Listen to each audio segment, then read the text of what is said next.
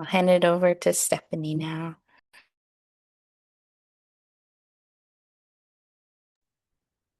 Can you hear me? Yes. Awesome. Hi, my name is Stephanie. Today I'm going to be teaching a relational slash situational awareness seminar. This is the accumulation of teaching self-defense classes over 5 years and the best tool sets that I can teach somebody, especially in this like online format. I teach both physical and then the safety that you would take before anything had to get physical. And this is my PowerPoint as to how to do that. And so my experiences with this from personal experiences, I'd like to start off first with this class in particular. I don't teach it in a way that is about blaming victims or telling people how they should have seen these things coming. This isn't about assuming that strangers are the only people that do most of the attacking. The statistics seem to show the opposite. It's like 80% is people that we know. And so that's what this seminar is supposed to be able to expand our awareness about. And then ask people to disclose any traumatic experiences publicly in these classes or in this format online. This is about us spreading awareness and talking about how harm actually works. So my objectives here today are about clearer pattern recognition. So being able to teach other people how to recognize these patterns quickly and sooner than they have been. And what's really cool about the brain is that it has this ability to do it. We usually call it our intuition. And I just want I want to be able to like point awareness to it and just give you some validation about it. Less self-blame. So hopefully you walk out of this class just feeling more alleviated about any experiences you have experienced yourself, affirming your boundaries, teaching you how to document towards the end of the class, and then planting seeds into the community to make it safer and how to talk about safer community behaviors. So, to introduce myself, my name is Stephanie. I was born in America in Las Vegas, Nevada. My parents are Mexican and they came up here, and I'm first generation Mexican. I am also a combat sports athlete. I'm a local MMA fighter here in Alaska, though I have fought in the lower 48.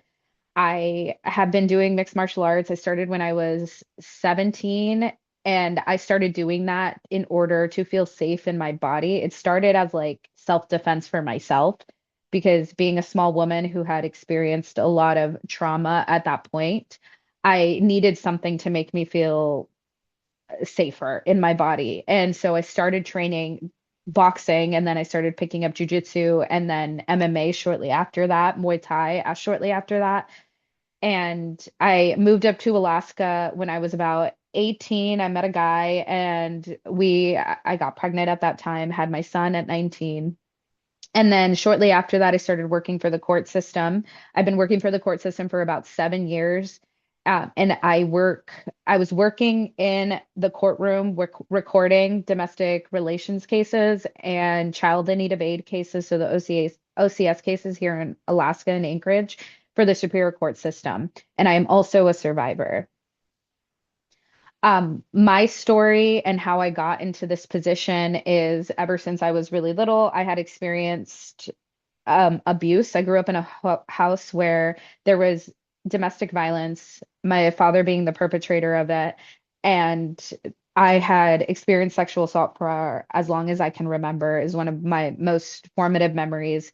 And that impacted my nervous system in the way that I would later walk through life. And I'm also a psychology major. I ended up in this field because I just wanted to better understand people and understand myself. And I've come to understand that all of these all of these things that I would later experience in life, like my own experience with domestic violence relationships and or unhealthy friends or unhealthy coaches, toxic bosses, abusive people, shaped how those relationships came about or my experience in those relationships. And my in my healing process, I have been able to find a way to articulate those things so that I can help hopefully impact other people's lives in a way where they don't have to experience those things or they can learn from my experiences. So I have learned that humans are remarkably adaptable and that I did for a long time use substances in a way to cope with these experiences, and that I'm just happy to report that I've been sober for a long time now, and I am learning to rewrite the narrative of my life. So, my experience in the courthouse and how that has shaped this seminar is I started working for the courthouse as a way to understand the system. I felt as so at the time, as someone looking back at that experience, um, I felt really lost and really disempowered, and I just wanted to understand the system better. So I got into a position where I saw a job application for the courthouse, being inside of the courtroom. I applied for it and I got it. And the courthouse system, the training for it is very informal. The way that they train you is I would work inside of the courtroom. I was responsible for all the recordings in the courtroom. And so I had this really unique position where I could just be a fly in the wall and listen to the decisions the judge is making, but also the stories that people are telling within the courtroom and the evidence that they're sharing with the court and their requests for what they want, the change they want to see happen in their cases. And so one of the cases that I first started training in was a domestic violence case where this woman was requesting a protective order from the judge, and what she was requesting it for was against her husband because she said during an argument with her husband, he started to become really aggressive and violent with his behaviors, that he was like yelling at her, calling her names, and that he like punched the kitchen counter where they were standing, and then punched the refrigerator wall, and then he punched the wall next to her. And as she's describing the situation, I didn't stay for very long, but what I understood is that she did get her protective order granted. And I remember leaving the courtroom when that had happened to go like train in another courtroom. And I was thinking to myself, my initial reaction to it was like, that's strange. That doesn't seem like domestic violence to me. That just seems like an ordinary argument. And that seed was planted in my mind where I was like, that's interesting that someone would advocate for help in that situation. And this became like the catalyst for like, I need to understand more of what's going on here. So, in what I learned in my experience going down these rabbit holes was, one, dangerous situations don't always look dangerous. Two, we miss red flags because there are real psychological and social forces that make harmful behavior harder to name. And then people that abuse, because abuse is often driven, but people abuse other people because it's entitlement, power, and control. Those are the three elements that drive somebody to abuse somebody else. And we're going to talk about all those elements today. So starting off with dangerous doesn't isn't obvious. When we think of dangerous situations, we rarely think of the attentive coach, the lovingly loud spouse, the generous boss, or the community service parent. We don't look at those people who of seem like really good people, really great behavior, seem really well put together up front, as presenting. We don't think of them as like capable of abuse. We don't associate those people with that. And so sometimes these abusive people look familiar, they seem very generous, they're attractive people, highly respected, even heroic in the positions like police officers or firefighters, helpful. They seem very helpful, like the mom who seems to always be participating in all the PTAs or all the things going on with the school, or they just seem like they were chosen, like they were put into this spot for a reason, right? So one of the biggest lessons that I learned in all of this was that a good image does not equal good character. So how we miss the signs, our need for connection, shame, any shame that we are carrying from previous experiences or just when we're walking through society and what we learn from these societal norms and social structures, Any history that we have with trauma, from my perspective, I have provided you the history of my own trauma just a little bit and how that tainted my perception of this one case. Reputation, so the person's reputation, status, and image make it easier to be able to hide behind.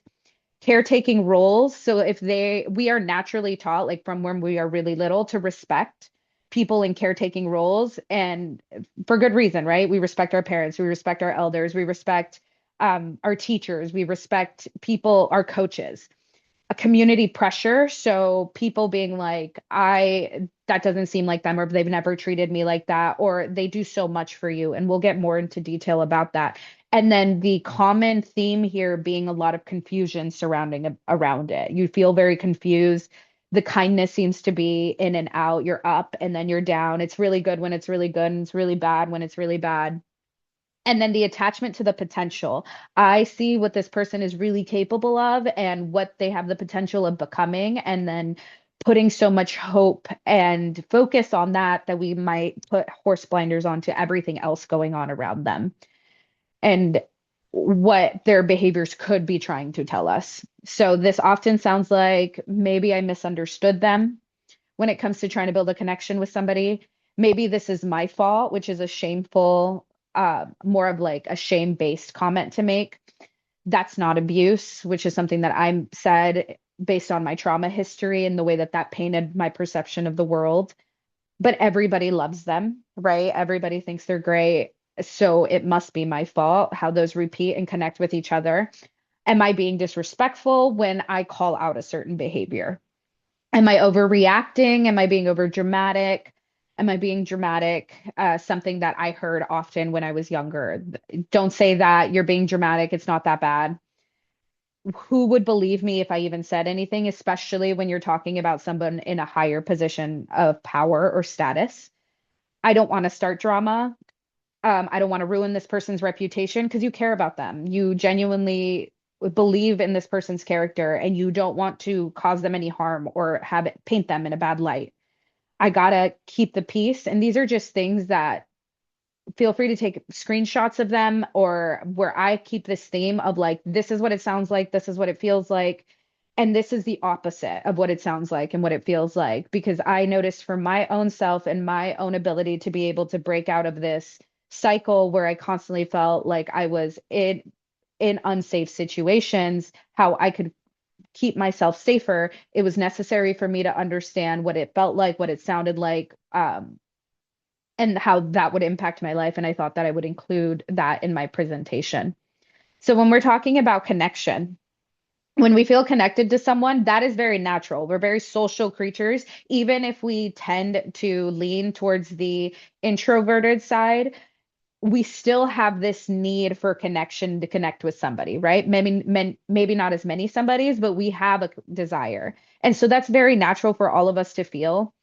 And when something starts to feel dangerous, we don't, and we built a connection with somebody, we don't automatically go, oh, that's a red flag, that's bad. We start to look internally, like maybe I misunderstood, maybe they're just stressed out, they're having a bad day, that makes sense. This is fixable, we can fix things, or we can figure out a way to work through this. Or your compassion takes over and you start to go, oh well, that person's been through a lot, right? They've been through a lot, let me cut them some slack.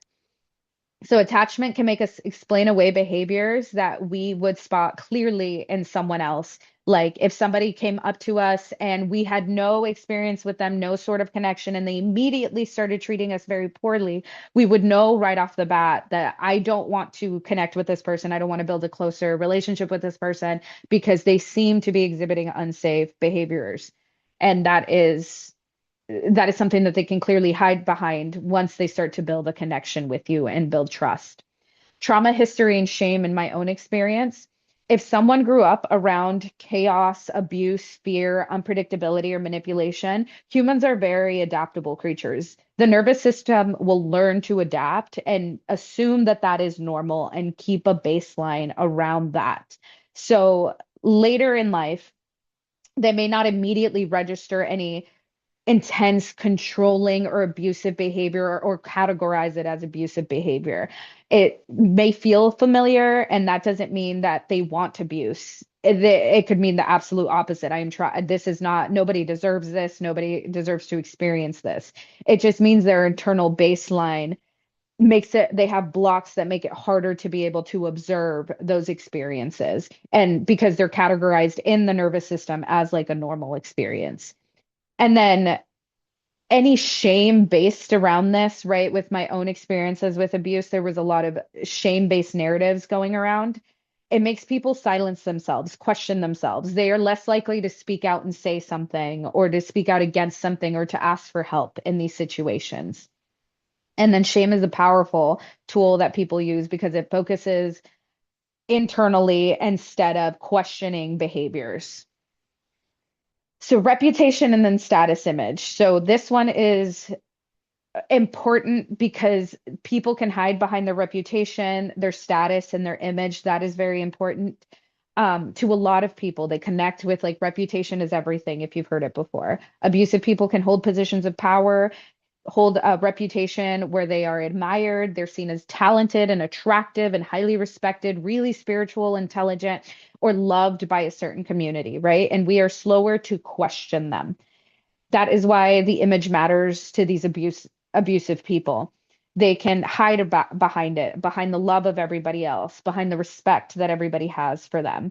And they seem so thoughtful. And like when you first walk into a community like this and see somebody in a higher position, like in my experience, when I walk into a gym, right, and I see a head coach who may have experience training other incredible athletes, I'm going to make the assumption that this coach was put into this position thoughtfully, that there was a lot of thought and he's safe and there's a lot of positive things associated with this thing because he has a reputation of training amazing athletes. I'm going to assume that going in and be less likely to question any weird behaviors that I see, and put it off to, well, maybe that's his coaching tactic. Maybe that's the coaching strategy. This strategy seems to work. He's got really great athletes. Admiration for this person can distort your judgment, and the higher status makes it more likely for people to doubt themselves instead of doubting the person. Caretaking roles like parents, sibling, uncles, partners, teachers, coaches, or doctors, judges can be harder to name because that person already occupies such a high status role that it's so instead of people asking like, is this person safe? The questions that they should be asking themselves, that they ask themselves is, am I being disrespectful? Am I overreacting? Would I be betraying the family if I said something? Who would believe me if I said something? The role itself becomes camouflage, very connected to the reputation, status, and image. And then community pressure, how their community around them, how they are able to have people around them that help this narrative of their image, their status, their reputation, the respect, the admiration, right? They're going to go around and defend them. They're going to say, don't start the drama, don't ruin their reputation. What about this dream that he is working for, she is working for? But they do so much for you, right? But they seem like such a great person, or they've never done that to me. You should not do that. Keep the peace. These are narratives that would be spun to protect this person. Confusion and intermittent kindness. Now, this is the one behavior that this is one thing that I've learned now that I am older, that if I feel confused or like I'm on a roller coaster with somebody, that is information that I need to start paying attention to. I need to observe and start clocking in to what's going on. If a person is cruel, then loving, then cruel, then apologetic, then attentive, harmful again, it just creates this confusion. People cling to the good moments and keep thinking, maybe if I find a better way to communicate, maybe if I become a better person, if this person, if so and so didn't hurt them, then maybe they would do this. And what comes to mind there that I see in court is, if my partner's ex didn't take him to court over this, then the household wouldn't feel so stressed out and chaotic. When things are really, really good, they're really good. But when they're really bad, they're really, really bad. They didn't mean it like that, right? We were just trying to give them the benefit of the doubt. This intermittent kindness is so powerful because it makes the bond harder to call out. It makes it, we build around hope. And just like if we keep putting more effort into this relationship, it'll go back into what it originally was when we first met this person. So if someone keeps making you feel off balanced, guilty, unsure, like you can't explain what happened, like you don't understand how, but suddenly everything is your fault, this is information that you need to pay attention to the patterns that are going on around them. People miss abuse not because they are weak, but because connection, potential, shame, trauma, power, and manipulation can make harmful behavior hard to name clearly. And so I narrowed down, there are so many patterns that came to mind when I was putting this together, but I've been able to narrow it down to these four things.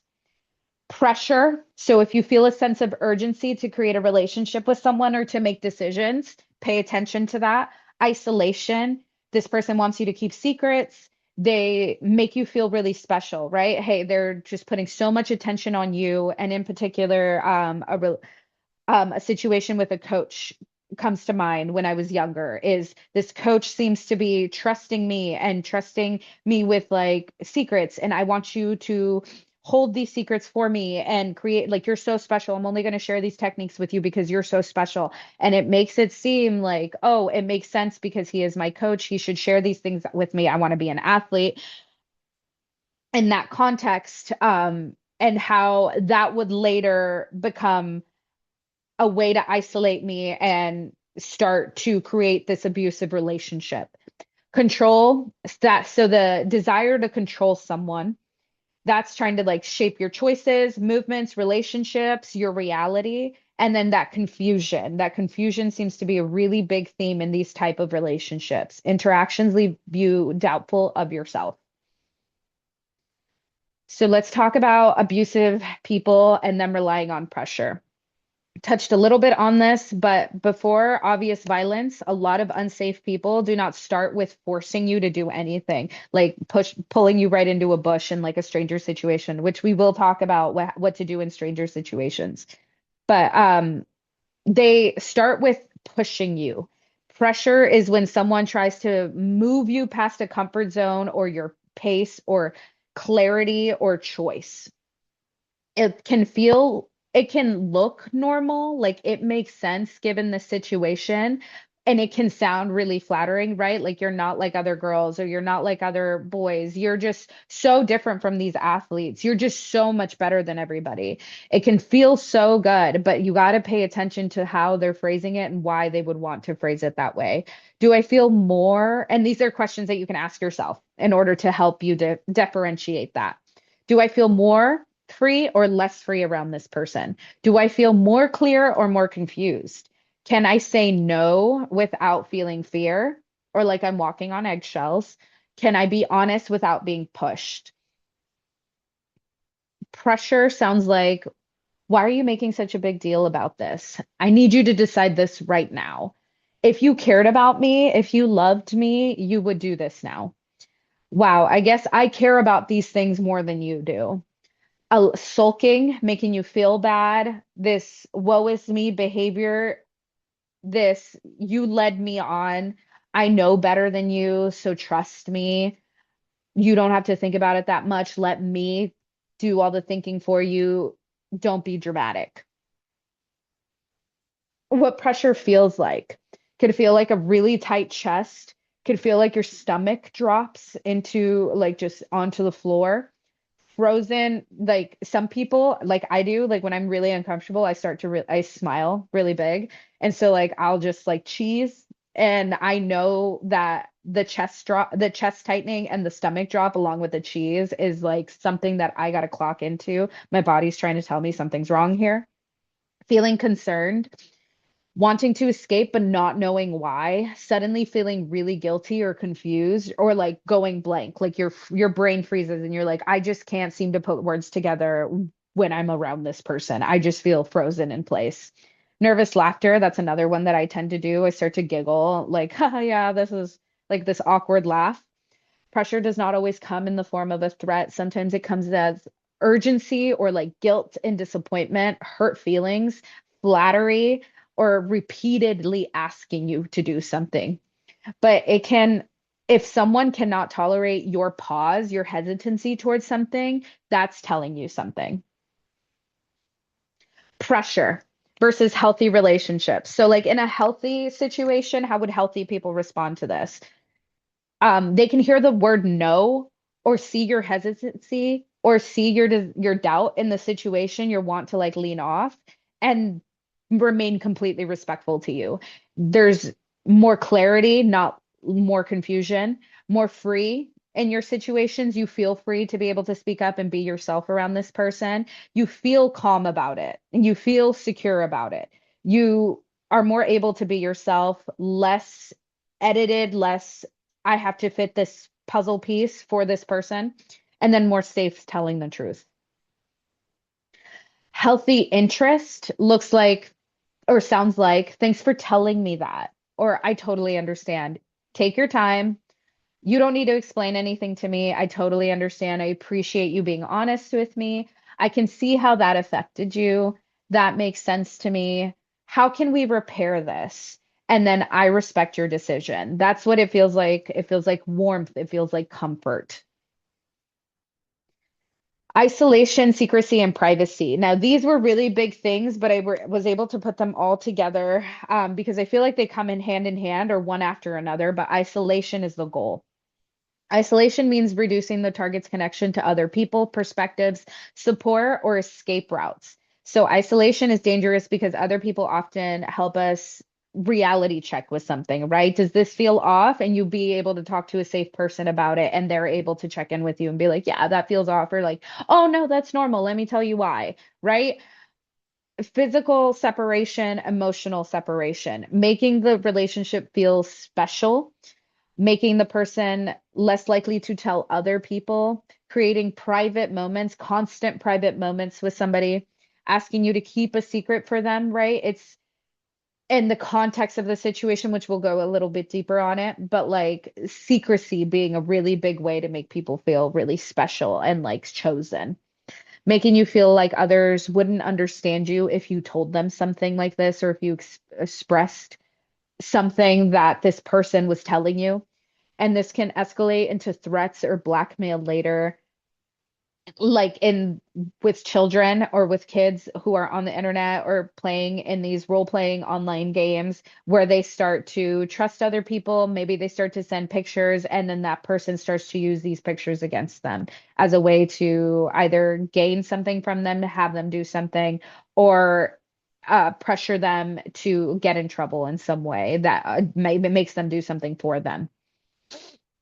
This can sound like constant closed door conversations, constantly inviting you into private situations, private messaging you, like in Snapchat or like even Instagram or even iPhone has a way to like hide messages, and that's the only way they want to talk to you. Or like, hey, do your parents know about this? Or hey, have you told this so and so about this? Or hey, you don't need to talk to your loved one about this, your best friend about this. This is just between us. They would just be jealous, or they're just jealous of what we have. Privacy gets you alone, and then the secrecy keeps you alone. Healthy relational responses in these situations. They don't they don't need to make you feel like they don't need to isolate you in order to stay connected with you. Does not pressure you to keep the relationship or behavior a secret.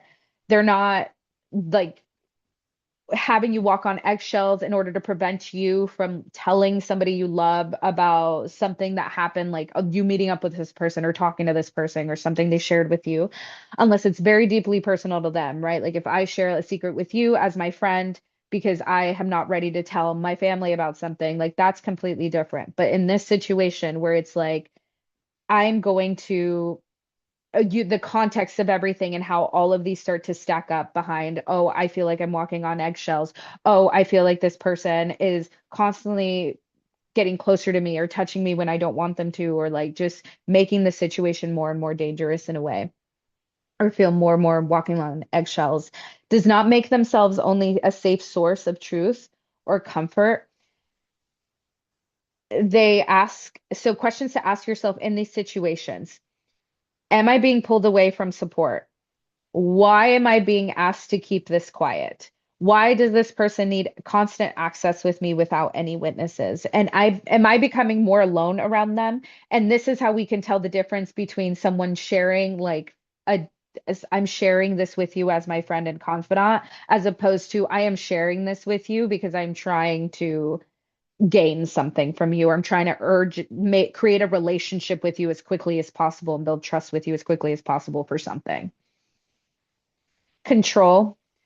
Now, control is when someone tries to shape your choices, movement, relationships, time, body, beliefs, emotions, reality. I need to be able to say what you do, what you think, how you perceive the world. This makes an unsafe person feel more powerful, and then you feel like you have less freedom.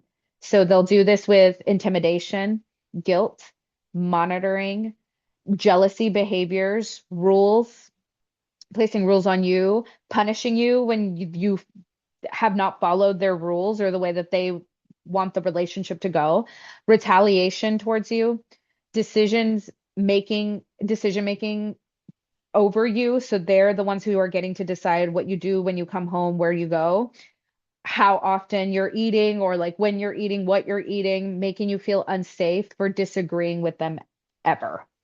So that's how they start to shape your belief systems. Am I becoming less free around this person? That is a question to ask yourself whenever, just like to pop it in. These are the tools in your relational or situational awareness box. Now, what this looks like, telling you who you can be around, who you can talk to, who you can't talk to. Jealousy framed as love. I just love you so much and I can't help but like feel this like I just need to know where you're at all times. Can I just put this tracker system in your car? Can you please share your location with me? And then that feeling like, oh no, I feel like if I'm not here at this certain time, something's gonna happen. Using money, rides, housing, training, status, affection as leverage, needing constant access to you, acting like your body or time and attention belongs to them, becoming angry whenever you set a boundary with them, and then acting like they have authority over your reality. They're shaping the way that you perceive reality. And this can look like in a form of gaslighting. Like in a relationship that I had one time, I could I could have my bag right here on my lap and I could turn around and then this person would like remove the bag or take it, put it in another position. I'd be like, oh, that's weird. I thought that bag was on my lap. And this person would be like, no, the bag was always there the whole time. And these are little things that start to like over time start to drive the brain to question itself and its own reality and start to feel like in my own experience, I felt crazy. So what it sounds like, who are you texting? Why do you need to talk to them? It's just, I'm just trying to protect you. I just want to make sure you're safe. This is disguised as like love, concern, protection, some sort of leadership over you, right? When it comes to like a coach or a doctor. Um, Discipline, guidance, standards, and loyalty. This all can be framed under the umbrella of like, these are positive things, but this is how these behaviors stay hidden. And it's the feelings behind them that your body is trying to communicate to you, that is trying to tell you, hey, I don't think this is okay or safe. So, what control feels like? Walking on eggshells, over explaining, checking your words carefully, fear of upsetting them, needing constant permission from them, feeling watched, feeling like you're not present. Like if I go hang out with my girlfriends and I'm not present with her, and her this one time explaining to me like this literally happened with a friend of mine. I go out to eat with her and she tells me every time we hang out it feels like you're in a rush, like you're trying to go home as quickly as possible. Like, do you not want to be friends with me? And then in seeing this conversation expand out, I was like, oh, I didn't even realize that I was acting like I was in a rush to get home with you. And then in questioning that, that planting a seed that, hey, something may be wrong in my own relationship. I do feel the need to get home and be with my partner right now, or he's going to get upset with me. And not realizing that that was driving my behaviors and that my friends were perceiving it and seeing it. So, or feeling smaller, right? Feeling like peace only exists when you comply with them. and their needs, their desires, their wants. Healthy relational looks like respecting your choices, even when they would choose differently, allowing you to have friends, family, privacy, independence. You feel more free, right? Not less free, not needing constant access to you, not punishing you for being honest with them. You're able to be yourself around them. We've talked about this, asking instead of demanding, questioning things instead of framing them in a way where it's like you kind of don't have a choice, not monitoring you to calm themselves down. So like I need to, if I'm not seeing your location, then I'm gonna go crazy. Allowing you to move freely without guilt campaigns. What it sounds like, I may feel differently than you, but I respect your decision. You don't need my permission. I trust you. Take your time. I don't need to agree with everything to respect you. Go off and have fun with your friends. You just feel like everything's going to be okay. Thanks for being honest with me. What healthy relational, more healthy relational, what they sound like, right? I don't need your permission. I trust you. Thanks for being honest. And going into why abusive people do that. I remember like in discovering like I think I went through an abusive past. I don't think these behaviors are normal. I think the relationship that I was in a relationship for 7 years, and it always felt confusing and rocky to me. And like it wasn't till I finally took the horse blinders off and the rose-colored glasses came on and I was able to see this person for who they really were, an unsafe person. And then I'm like, well, why do these people do that? Right. And I start to go down this rabbit hole. And I figured out that because abuse is often driven by this entitlement, this like, I own you or you are mine, they feel that's how they feel love. They say, I love you, and they mean it, but their perception of it is coming from this entitlement. I feel like I need to, in order for me to feel more secure, I have to have this power over you. I need to have this control over you. And so that's what love means. So I remember thinking like, well, this person says they love me so much. Like, why would they treat me like this? Well, they do. Their version of love is defined differently than my version of love. When a culture normalizes like male superiority, for example, sexual entitlement or women's inferiority, it creates conditions that support abuse and violence against women. And then in the indigenous community, they are targeted in particular because colonialism and racism have devalued the indigenous lives. And that devaluation can feed offender entitlement over them and community indifference and a systematic under response. So we're less like the we are seeing this in these live cases every day. This is why this exists, right? Because we are seeing that there's less urgency, less response time. People are less likely to take these cases seriously when it comes to Indigenous people, as opposed to like white people, for example. Going into unknown predators. So in usually when I teach my physical self-defense classes, it's in response to what you do in these like the standard situational awareness community or teaching. And this is the part of the PowerPoint where I am going to be teaching you that less physical, more situational awareness as a to the stranger situations. So when it comes to like unknown predators, right? Those people operate under the same structures or four pillars that I talked about earlier, which was pressure. They're going into I am blanking on them, so let me pull you back in. We were talking about pressure, confusion, isolation, and control, right? So they're working off these same systems. They're working off of them in an urgency, though. Their time constraints are faster or tighter. So when we go into unknown predators, most strangers or low acquaintances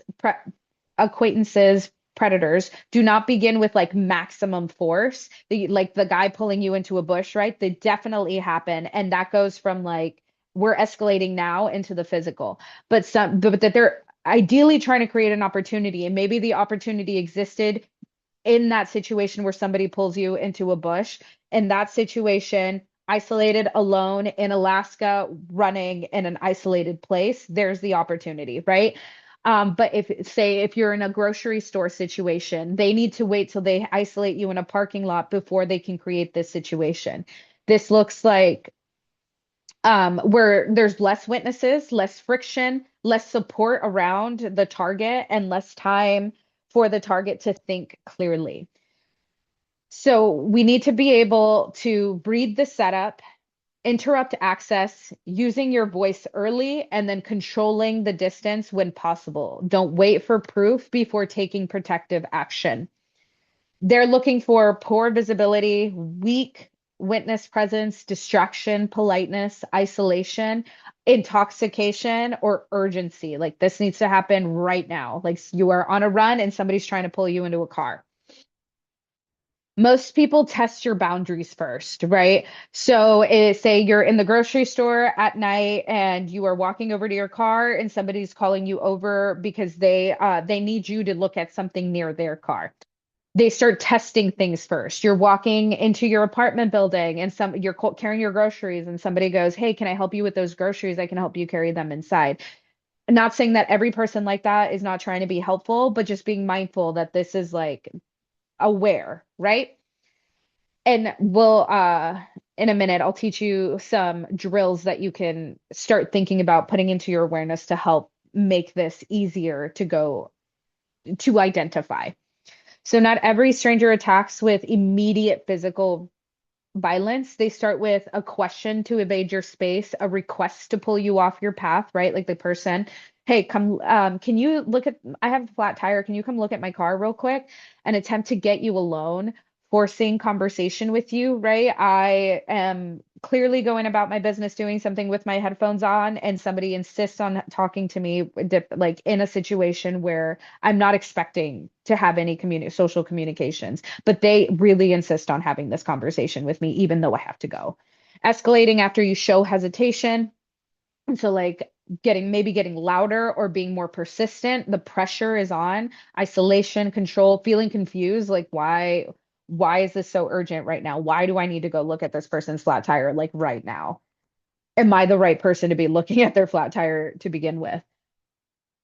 Unknown predators. One reason unknown predators get away with early access is their behaviors can look social, it can look awkward instead of like clearly criminal behavior at first. That is where situational awareness matters. You start asking yourself, are they creating pressure? Are they creating isolation? Are they ignoring my boundaries, or are they increasing access to me while reducing my options? And so a drill that I teach in my self-defense classes is my white, yellow, orange, red. So this is your levels of awareness. The For your white zone, that would usually be like in your house, right? It should feel very safe, secure. You get your pajamas on, eating your snacks, watching TV. You should not feel in danger in your household. You should be able to fully relax in your home. Yellow zone is most of our day to day when we go outside and we're just alert. It's just like, I'm just aware that I'm outside of my surroundings. When you're driving, right? You're aware that you are operating this vehicle. You don't feel stressed, you don't feel scared, but you're just aware. Orange is when now something is clearly like calling for my attention and I need to start paying attention to the situation. Something has escalated, right? I'm in a rest this is a great example. I am walking to lunch, about to go get into my car. I'm outside, and this person starts screaming, hey girl," and like running towards me, right? Sprinting towards me. That my awareness goes from yellow to orange. I'm like, why is this person running towards me? What is going on? Why are they sprinting? We go into red. Red is like action. We are physically having to fight. We're physically having to figure out an escape route. Things are getting hot now, and we need to be reactive physically at this point in time. So, another drill is a scan drill where I would encourage without paranoia and more empowerment. Look for exits when you're out somewhere, know where your exits are. Like if I'm in a building and I know that I walked in through the entrance of the building, like when I'm thinking about my gym environment, we're walking through the entrance of the gym, so I know that that's the entrance. But I also know that there's an exit on the other side that the trainers would usually use. Maybe if things started to turn into a red situation in that place, I would take the exit with the trainers because that's less known and less likely to be used. And so I'd be able to get out of that route quickly, just being aware of where the exits are. Any weapons. So this one's one of my favorites because it's like you start to get creative and start to look around you in case you are in a situation like the courthouse, right? They take everything away from you. You get metal detectors and checked before you walk in. You can't even walk in with like your nail clippers. They'll have you throw it away. So when you come into the courthouse and you have no weapons, and in case something were to turn dangerous or you are dealing with a situation that's dangerous, what weapons, what things do you have around you that now can be utilized as a weapon, right? I have flower pots in glass containers, right, that I could use to smash over into somebody. My phone is being propped up by a one of those, I'm blanking on the name, but it's holding up my phone, right? I could take that and hit somebody with it. It would hurt. My candles are really heavy that are next to me. I could grab that and throw that at somebody. They're very heavy. My water bottle, which is I carry it everywhere with me, but it's a metal water bottle. And it's really like those isolated water bottles. They're very aggressive and they hurt when you drop them on your feet from experience, but you can use that to hit somebody. Just what could you turn into a weapon? Witnesses, who's around you, who can you talk to, who can you start drawing attention from if necessary?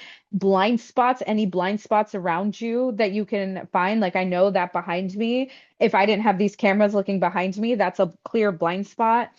um where you are going if uncomfortable, or like when I'm running, right? Constantly looking over my shoulder to make sure that I'm aware of that blind spot.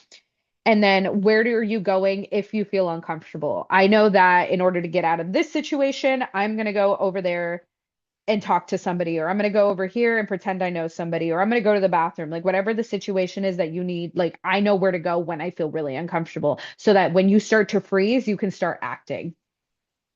So notice when someone's creating those conditions that make it easier to isolate, rush, or confuse you.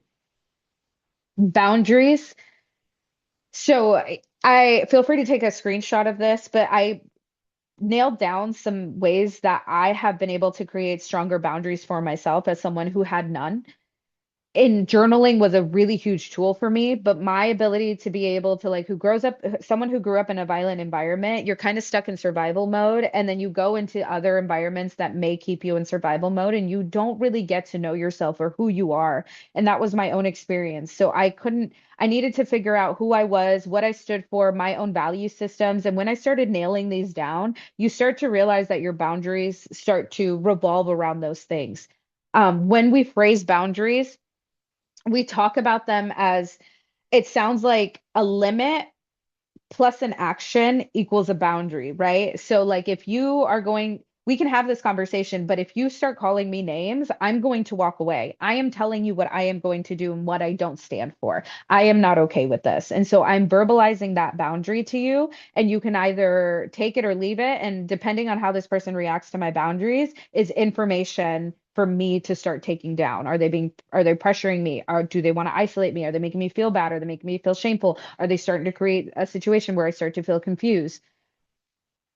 Um, Journaling around these things about who you are and getting to know yourself, and then also taking people that you admire, right? When I'm walking around in my life and I start to meet people that I'm like, oh my gosh, she's so cool. Like I I'm attracted to like really empowered women, strong women. I surround myself around them because I want to be more like them. But when I find a woman, for example, one of my closest friends, I'm going to go celebrate her birthday today, but she has this ability to be able to, like, when she goes, no, like, I don't stand for that. I'm not doing that. I'm not about that. I'm leaving the situation. And I love her ability to be able to do that. So, in her expressing herself in that way, it gives me permission to be able to do the same. And so then I journal down. I love that so and so does this. I want more of this. I'm going to put this into my awareness and I'm going to start intentionally practicing it whenever I can.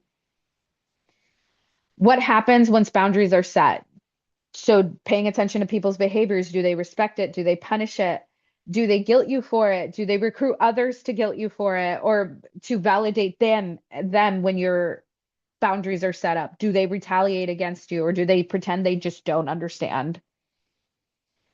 Documentation. Now, as someone who works inside of the courthouse, one thing that I'll say is when it comes to documentation, right? Unless you are going into a courthouse and you're going to think that this is going to go into a courthouse, the documentation really is for you. It's really just to validate your experience and your ability to be able to see, like, can you put it on paper? Is this person not a safe person? And so, and you're not the courthouse, so you don't have to prove, you don't have a higher level of standard that you need to prove. It's you.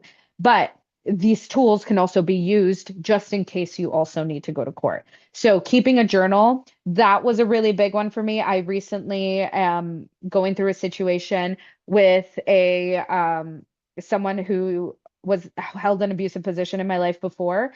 And I found my journal that I was keeping while I was with this person. And you could tell that I was writing these experiences from a place where I did not know that they were abuse. But in reading them now with my perspective and my knowledge now, I'm like, oh my God, this is so mind blowing to be able to read it now and be like, remind myself, this is what you went through. This is what happened.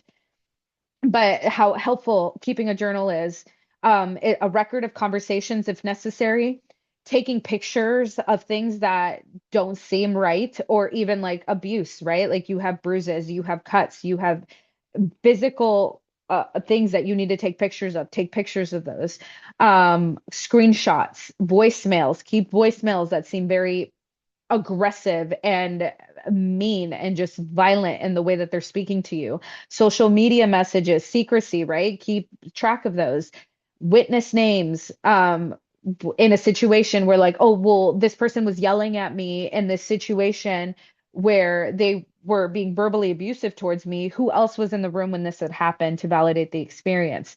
Written threats, right? If they start to blackmail you, keep those medical records in case you've ever had to go to the hospital or a doctor to get something checked for something horrible that had happened or something abusive that had happened.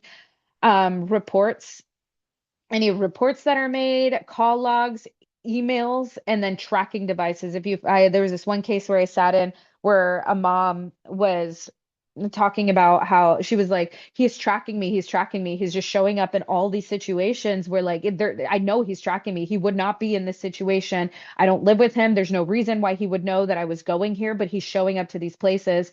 Um, at trial, she had found the tracking device that was attached to the bottom of her car because she was just like, she's explaining these things, but she didn't have the evidence. And then she found the evidence and she was able to bring that evidence to court and be like, see, because he's denying it and going like, no, that's not happening. That's not true. I just happened to be there. It's a coincidence. And then she was like, boom, I found the tracking device. So that's really important. Facts look like dates, time, location, who was involved, who witnessed it, what happened, and what happened in the form of like try to take your feelings out of it as much as possible and just name what happened using date, time, location, who was involved, exact words used in situations like this, if you remember them. What happened, and then as a someone who used to like, I would sit inside of the courtroom and it was my job to like record what you were saying and type it out, so exact words, if remembered, I got really good at that. So in my relationship when I was with this person who was really good at gaslighting, I started just writing these things down on my phone, like because he would say he never said them. And so I would write them down, like, I'm taking notes because I just want to make sure that I am hearing you. And so I'm like writing these things down or putting them into my phone. And so next time I go, well, you said this. And he goes, no, I didn't. I'll be like, boom, I know that you did. Or just for my own sanity, right? Like, I know he said this. I don't even need to tell him. I just know for my own sanity to keep me grounded. This is what happened. What happened after? What happened before? What did you do next? And what evidence currently exists? Instead of this, try that. So, in a court situation or in your own experience when you are tracking these things, instead of saying this person is insane, you would say on May 26th at 7:42 p.m., I saw him parked across the street from my workplace. He remained there for 25 minutes. This is the third time today. She was gaslighting me. Instead of saying she was gaslighting me or he was gaslighting me, I would say on June 1st, she denied saying, if you leave, I'll ruin you. Even though she texted that exact same thing at 2:58, I saved the screenshot. So he got violent with me. You would say, he punched the wall next to my head, broke the picture frame, blocked the doorway when I tried to leave. He is harassing me. He called me 14 times between 8:02 p.m. and 11 p.m. or 9:11 p.m. after I said I did not want to talk to him. So these are just examples of how you could frame these facts over to be able to articulate them better. And then how we can help as a community is how we can help people in these situations too, as friends who have experienced these situations around me is or experiences from my friends and how they help me get out of these situations is just to be a really safe person, not judgmental, just listen. This like positive, unconditional positive regard that is talked about in therapy, for example. Why therapy is so helpful is when you find somebody with unconditional positive regard who's less likely to judge you, it's much easier to feel safe and warm to that person and open up to that person. And then do the opposite of what an abuser is doing, right? You're not going to pressure, for example, your girlfriend to get out of this relationship and be like, if you don't leave this man, I'm going to stop being your friend, because now you start to sound like the abuser and you start to validate the abuser's actions and behaviors. The abuser is telling them the same thing. If you do this, I'm going to do this, and start create pressure and start to isolate this person. You're doing the exact same thing when you start to act like that. You want to do the opposite. So you don't want to threaten them. You want to be warm and inviting and loving and gentle and compassionate. Well, which is a great contrast from what they're experiencing in their relationship. That'll start to build seeds or plant seeds of like, well, my friends don't treat me like this. Why I would assume that the love of my life, the person who's supposed to be my soulmate, who loves me the most, is wouldn't treat me like this either. Why do my friends treat me better? Why do people around me just either, it could be a coworker, it could be just someone at work, as someone who's experienced it before. It could my boss, for example, I being able to see how kind and compassionate and loving he was towards me, and then how he was just towards his like staff, made it easier for me to be like, if my employer doesn't treat me as crappy as you do, why would I accept the same? Why would I continue to accept poor behavior from you? Help them express the safety plan once they're ready. Like, I need to get out of this situation. Will you help me? You can help them with transportation or childcare, copies of their documents if they can't keep them inside of their own house, a safe place to stay. If And then education, like how can I, they are ready to learn about things and they are open to learning things, be a source of education for them, and then encourage them to document things. Say things like, I believe you and this is not your fault. And then start in your own community, start to ask yourself how we can start to create safer community behaviors, speaking against these things, calling it out when it happens, not siding with the perpetrator once an allegation is made, being objective, standing out and being like, what is going on here, and questioning the whole system or the person. Why didn't you leave? Not saying things like, why didn't you leave? Why didn't you tell anybody sooner? Why were you there? What were you wearing? And asking instead, in situations where you're observing this in your own communities, is there a pattern here? What did the offender do? Their reputation does not cancel out bad behavior, period, right? And then what can we do to increase safety while we take these concerns seriously? I nailed down some things that people could do for themselves if they find themselves in this situation. And feel free to take also a screenshot of this. But creating a safety plan is really important. Not letting the other person, the person that you're, if it's in your own home, not letting this person know that this is happening in the background. This is something I have had to do myself. I had to create a safety plan, keep it a secret, trust in friends and ask them to keep documents for me, identify places to go once things get really escalated, gather identification information, documentation, start putting those away, start collecting money for yourself whenever you can. And then leaving is increases the amount of danger you're in. When you leave, that's when things start to get really bad. And so it's really important to have a safety plan, support, and secrecy around this plan so that when it's time to execute, you've got your bag and go.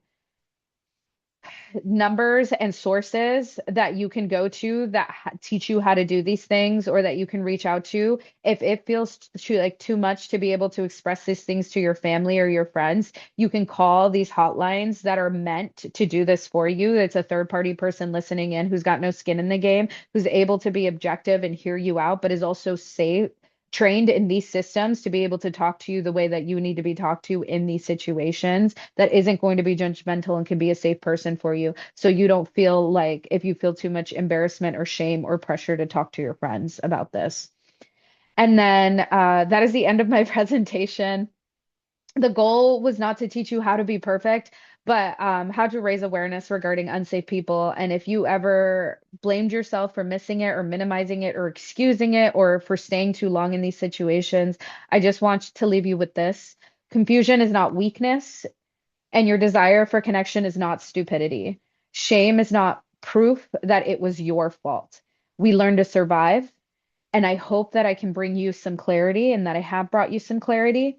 Silence is not safety, confusion is not connection, and good image does not equal good character. Thank you so much for allowing me to be able to teach this to you guys today. And thank you for your time and for listening.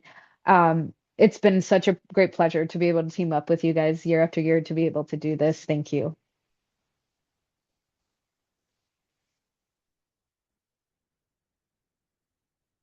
Thank you. We really appreciate it. Sorry about the background noise. I'm here at home with my family. Um,